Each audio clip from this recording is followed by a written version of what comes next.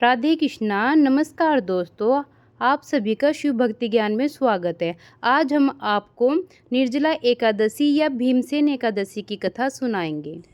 एकादशी का व्रत हिंदुओं में सबसे अधिक महत्वपूर्ण माना जाता है। साल में 24 एकादशी होती हैं। ज्येष्ठ एकादशी शुक्ल एकादशी से सबसे बढ़कर फल देने वाली समझी जाती है, क्योंकि इस एकादशी का व्रत रखने से पूरे साल की जो भी सभी एकादशी होती है, इस एक व्रत से आपको फल मिल जाता है, सिर्फ एक व्रत से। इसे पांडव या भीमसेन एकादशी के नाम से भी जाना जाता है। आइए सुनते हैं निर्जला एकादशी की व्रत कथा।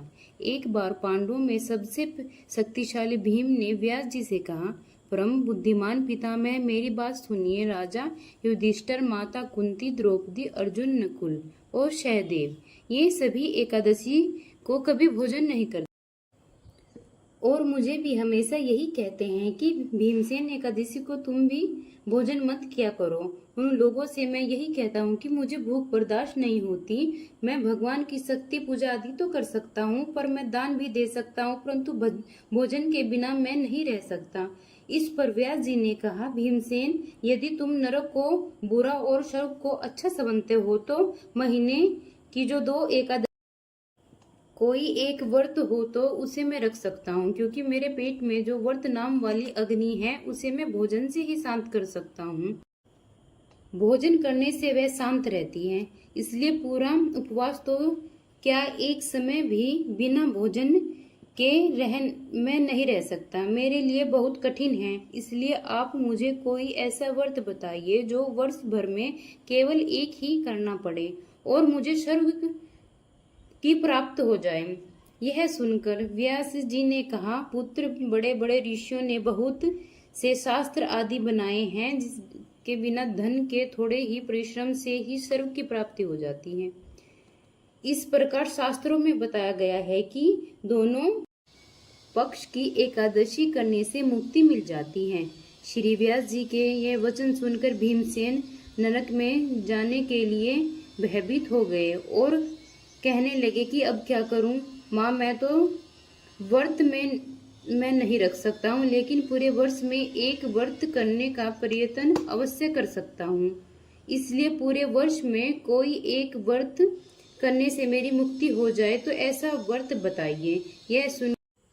यह सुनकर श्री व्यास जी कहने लगे, वृषभ और मिथुन की संक्रांति के बीच ज्येष्ठ मास के शुक्ल पक्ष की जो एकादशी आती है उसका नाम निर्जला है। तुम उसे एकादशी का व्रत करो। इस एकादशी के व्रत में स्नान और आचमन के सिवा जल वर्जित है। आचमन में 6 माह से अधिक जल नहीं होना चाहिए, अन्यथा वे मदपान जैसा ही हो जाता है। इस दिन भोजन भी नहीं करना चाहिए, क्योंकि भोजन करने से व्रत नष्ट हो जाता है। यदि निर्जला एकादशी के सूर्योदय से लेकर द्वादशी के सूर्योदय तक अगर कोई जल ग्रहण और अन्न ग्रहण ना करे, उसी सारी एकादशियों के व्रत का फल मिल जाता है, सिर्फ एक व्रत करने से। जो निर्जला एकादशी का व्रत है, द्वादशी को सूर्योदय से पहले उठकर स्नान आदि करके ब्राह्मण को दान देना चाहिए।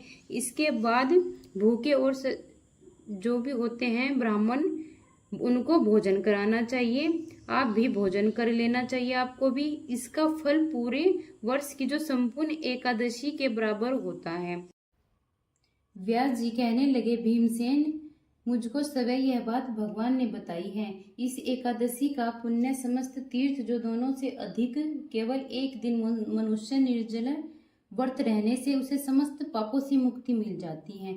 जो मनुष्य निर्जला एकादशी का व्रत करते हैं, उनकी मृत्यु के समय यमदूत उन्हें आकर घेरते नहीं हैं। उन्हें तो भगवान के पार्षद पुष्पक विमान में बिठाकर सवै ले जाते हैं और अंत में संसार में इसका सबसे सर्वश्रेष्ठ व्रत निर्जला एकादशी का व्रत माना जाता है। इसलिए पूरे यत्न के साथ इस व्रत को अवश्य करना चाहिए। उस दिन ओम नमो भगवते वासुदेवाय का मंत्र का उच्चारण अवश्य करना चाहिए और हो सके तो गोदान भी जरूर देना चाहिए। इस प्रकार व्यास जी की अनुसार भीमसेन ने भी इस व्रत को किया, इसलिए इस एकादशी को भीमसेन या पांडव एकादशी भी कहा जाता है। निर्जला व्रत करने से पूर्व भगवान से प्रार्थना करें कि हे भगवान, आज मैं निर्जला एकादशी का व्रत हूँ, दूसरे दिन मैं भोजन करूँगा, मैं इस व्रत को श्रद्धा पूर्वक करूँगा, अतः आपकी कृपा से मेरे सभी पाप नष्ट हो जाएं। इस दिन जल से भरा हुआ एक घड़ा वस्त्र से ढककर दान करना चाहिए। जो लोग इस दिन यज्ञ आदि करते हैं उनका फल तो वर्णन ही नहीं किया जा सकता।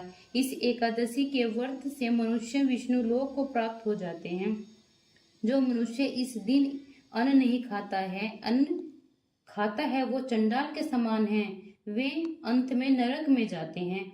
जिसने निर्जला एकादशी का व्रत किया है, चाहे वो ब्रह्म हत्या हो या मंदिरापान करता हो या चोरी करता हो या गुरु के साथ द्वेष करता हो, इस व्रत के श्री व्यास जी ने कहा, जो पुरुष या स्त्री इस व्रत को श्रद्धा पूर्वक करते हैं उन्हें सबसे पहले भगवान जी की पूजा करनी चाहिए, फिर गोदान करना चाहिए और उसके बाद ब्राह्मण को मिष्टान और दक्षिणा भी देनी चाहिए। इसके बाद जल से भरे जो कलश का दान आपको अवश्य करना चाहिए। निर्जला एकादशी के दिन जो जल से भरे कलश का दान करता है और निर्जला के दिन वह अन्न, वस्त्र और जूते का भी दान करता है।